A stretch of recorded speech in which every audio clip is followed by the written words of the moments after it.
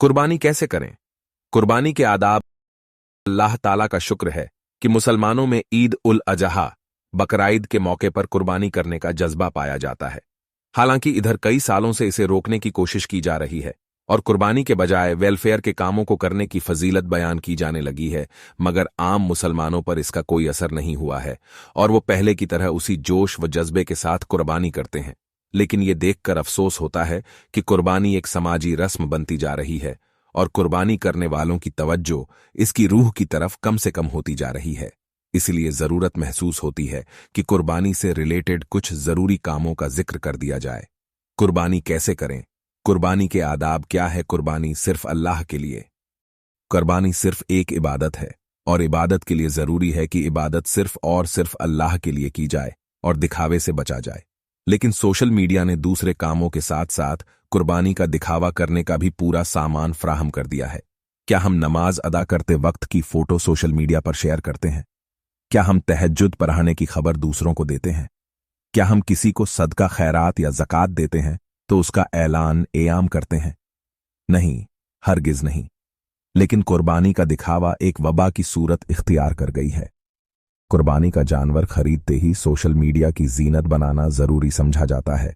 यहां तक कि ज़िबह करते वक्त भी फोटो खींचने से नहीं बचा जाता और उसे फेसबुक, व्हाट्सएप और दूसरे सोशल मीडिया के जरिए रिश्तेदारों को भेजा जाता है। कुर्बानी करने के आदाब। अहादीस में जानवर को ज़िबह करने की इजाजत दी गई है, लेकिन साथ ही उसके कुछ आदाब भी बयान किए गए हैं। कुर्बानी कैसे करें? कुर्बानी के आदाब। इनसे इस्लामी शरीयत की हस्सासियत का इजहार होता है। मिसाल के तौर पे जानवर को इस तरह खींच के ना ले जाया जाए कि उसे दर्द हो। चुनांचा जानवर का कान पकड़ खींचने से भी मना किया गया है। कहा गया है कि ज़िबह करने से पहले छुरी की धार खूब तेज कर ली जाए ताकि ज़िबह करते वक्त जानवर को कम से कम दर्द पहुंचे। छुरी की धार जानवर के सामने तेज न की जाए। एक जानवर के सामने दूसरे जानवर को ज़िबह न किया जाए।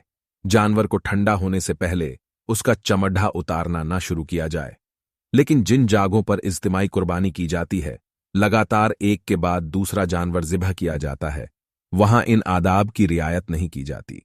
कोई ओट पर्दा नहीं राखी जाती, यानी एक जानवर के सामने दूसरा जानवर ज़िबह किया जाता है। जल्दी की वजह से जानवर को ज़िबाह करते ही चमड़ा उतारे जाने लगता है।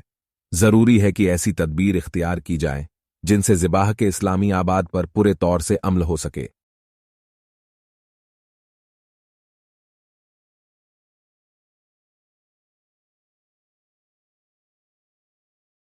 कुर्बानी का गोश्त। 3, कुर्बानी का गोश्त खुद खाने की इजाजत दी गई है और कुछ गोश्त दूसरों को बांटने को भी कहा गया है। अल्लाह के रसूल कुर्बानी करते थे तो उसका थोड़ा सा हिस्सा रखकर बाकी दूसरों में बांट दिया करते थे। कुछ साहबा ने कहा है कि 3 हिस्से करते थे, एक हिस्सा अपने लिए, दूसरा हिस्सा रिश्तेदारों और जान पहचान वालों के लिए और तीसरा हिस्सा गरीबों फुकरा के लिए। आजकल लोग कुर्बानी में छोटा जानवर बकरा, भेड़, दुम्बा भी करते हैं और बड्ढा जानवर भैंस वगैरह भी करते हैं। कुछ लोग ये सितम करते हैं कि छोटे जानवर का पूरा गोश्त अपने खाने के लिए फ्रिज में स्टोर कर लेते हैं और बड्ढे जानवर का गोश्त गरीबों फुकरा में बंटवाते हैं। ये रवैया इतना बाराच गया है कि गरीबों फुकरा को भी खबर हो गई है। चुनांचा किसी को दिया जाए तो लेने से पहले पूछता है कि ये छोटे का गोश्त है या बड्ढे का। अगर बड्ढे का बताया तो कभी कभी लेने से मना कर दिया जाता है। ऐसा लगता है कि बकरा ईद छोटे का गोश्त खाने का मौसम है। ये रवैया पसंदीदा नहीं है, तो जो हम खाएं उसी में गरीबों का हिस्सा लगाएं।